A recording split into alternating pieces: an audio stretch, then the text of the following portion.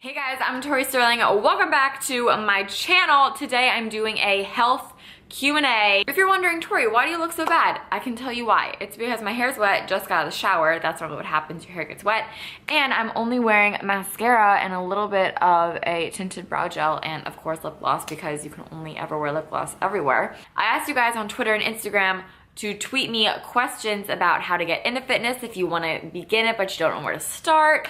All that sorts of good jazz. I asked you guys to tweet me it and DM me on the Insta, and I got a lot of questions, so let's just get started. But if you guys are new to my channel, please subscribe before the video continues because it helps me out a lot. And also, while you're there, just go down, hit that little like button, and yes. As a beginner, how do you motivate yourself to start working out? I'm honestly so on and off with it and I have no motivation. So this was me for like, I'm not kidding, a year and a half to 2 years before I got really into fitness.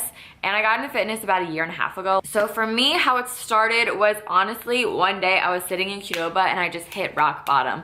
I was like, I'm unhappy with my weight. I'm unhappy with my diet. I don't like how I feel. I don't like how I look. Everything about me, I just do not like right now. So I was like, this is it. Like, I'm done living like this. I'm done being a victim to my own habits and to my own life. And I'm gonna take, I'm gonna make a change out of it and I'm gonna be happy with my life again.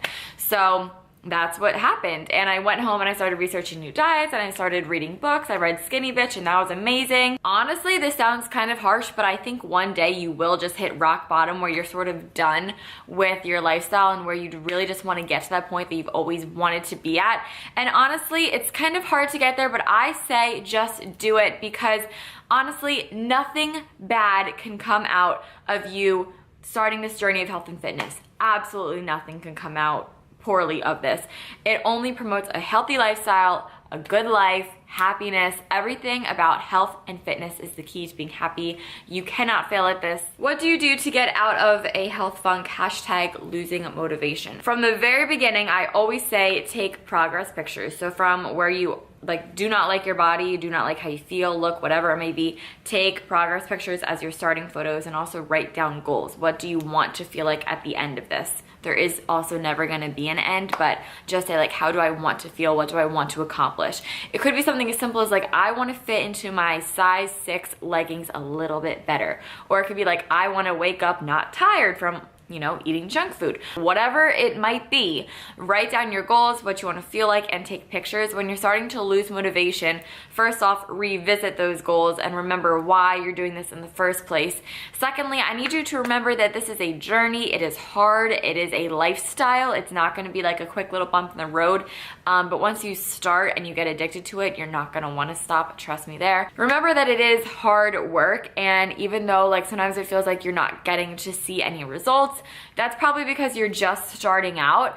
So keep at it. Go with it for 2 more weeks, then 1 more month. Just keep working and then you'll see your own results and then you will be your own motivation. Because once you see results, it makes you just want to keep going stronger and harder and better and eating healthier and cleaner. Just keep doing it until you start seeing a little bit of results and you will want to keep going. I promise. You just have to really push through. That first month is the hardest. The second month gets easier. How to be confident in the gym. Okay, this is very tricky. So the first thing that I recommend is to just put yourself out there and just go. No matter whether it's a spin studio or an actual gym itself or a new workout class, whatever it might be, just go. Because everybody had to step foot in a gym for the first time at some point in their life. And you are not going to be an outcast. Honestly, nobody cares what you're doing except for you. Like, I literally had to tell myself that the other day when I went to go with jacuzzi at my gym. I was like, I feel really weird right now. But then I had to tell myself, I was like, literally no one gives a shit except for me what I'm doing right now. So I just needed to get out of my own head and suck it up and go. The more you force yourself to go, the more you will get confident and honestly, fake it till you make it. Honestly, the more you go, the more confident you'll begin to get. Favorite thing to eat when you have a sweet tooth. So I love making a banana ice cream. It's so simple. All it is 2 frozen bananas, slap of peanut butter, a little bit of almond milk, blend it up and eat it like ice cream, and it's amazing. It's healthy, it tastes like ice cream. What advice / tips would you give to someone who's a beginner to fitness? So I would say keep going and keep doing it. I know that it's like this new intimidating world. And oh, that's another thing, never stop learning, because there's always something. Also, it really helps if you have a buddy, whether that's your mom, your best friend, I don't know. I would say never stop learning, keep going to the gym, keep going to your workout classes, keep trying healthy foods, find what you like, find what you don't like, experiment a little bit, play around a little bit, get a little crazy here and there. But honestly, you just have to start. That's the biggest thing, is to just start and stick with it. Don't give up on yourself. Give yourself like 30 days of a totally healthy lifestyle change, and I promise you, you will be hooked and you won't want to stop, because you'll feel how amazing you feel, and that's motivation in itself to keep on going. How do you stay healthy and find time to exercise during school when you're starting to get really busy? So I'm going to do an entire video on how to stay healthy in college, because a ton of people ask me that. But to like quickly sum it up, you make time for what you want to. So if you want to go to the gym, or you want to go on a run, or you want to do like a dorm room fitness thing or whatever, but you're starting to get really busy, wake up a half an hour earlier and just to do a little in the dorm workout, or go on a run. You make time for what you want to, whether that means waking up an hour earlier, 30 minutes earlier, like you're gonna prioritize it if you want to. If you want to work out that day, you are going to. So like, just like how you would prioritize like taking a shower, it's like, look at the gym or look at working out as part of like your hygiene routine. Like, it's good to do for 30 minutes a day, 20, 30 minutes, just to keep yourself hygienic and fit. Like, it should just become a part of your routine. Obviously, it's important to eat healthy all your life, but at what age would you say you really need to focus on your fitness and foods you're putting into your body? I feel like that's important, because everybody, when they turn, like, I feel like every mom is like fit and like goes to the gym and tries to eat healthy, but everyone's like, when do you like hit that point in your life where that's like your new? So for me, my mom growing up always fed me very well, very healthy, always kept me very active. So as a kid, I learned that like that's like the way to live your life. And then when I became a teenager, I kind of was like, I had my own freedom and I was able to eat whatever I want. So then I sort of stopped, but then I was like, I noticed that my body started getting bigger and I was gaining weight and I didn't feel as good, and I was like, oh God, like this is what happens when you stop taking care of yourself. When I got my period, my mom was like, okay, like now is where normally girls start gaining weight. You're gonna have to feed your body properly, because now if you eat an entire pizza, your body can kind of put it on, it can kind of show it. And I was like, I'm fine. And then I would eat entire pizzas, and it was true.